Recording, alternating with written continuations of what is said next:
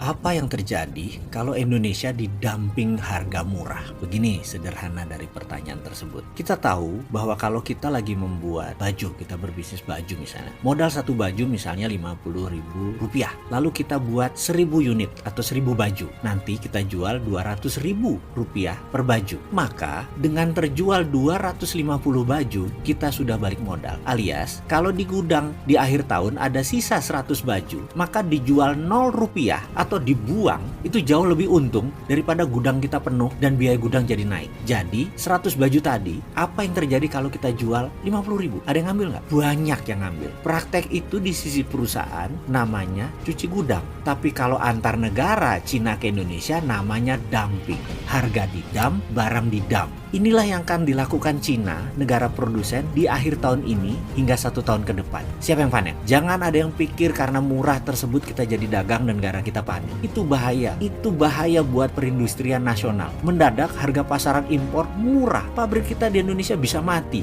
Kita harus buat dumping strategi sekarang. Ini sekali lagi kalau Kementerian Perdagangannya nggak berdagang seperti sekarang. Kalau berdagang seperti sekarang ya keblek. Bener loh. Saya agak shock dengan kebijakan Kemendak yang didiamkan beberapa lama saat ini seenak-enaknya impor. Bagaimana Pak Pemimpin? Bagaimana ini DPR? Bagaimana Sesda Lobang?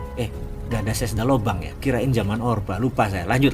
Kebangkrutan KS, industri besi, karena dibukanya keran impor oleh Kementerian Perdagangan. Setengah matinya industri semen di Indonesia yang produksinya berlebihan, namun tetap dibuka keran impor adalah perilaku Kementerian Perdagangan. Saya kok merasa janggal. Ada apa sih ini semua?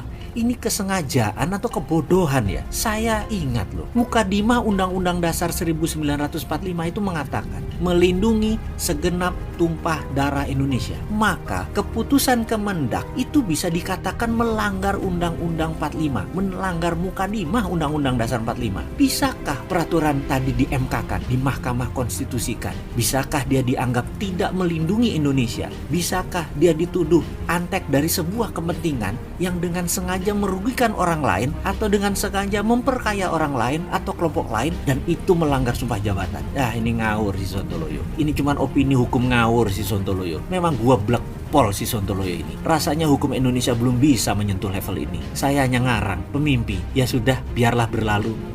Tapi ngomong-ngomong, boleh gugat nggak demi NKRI?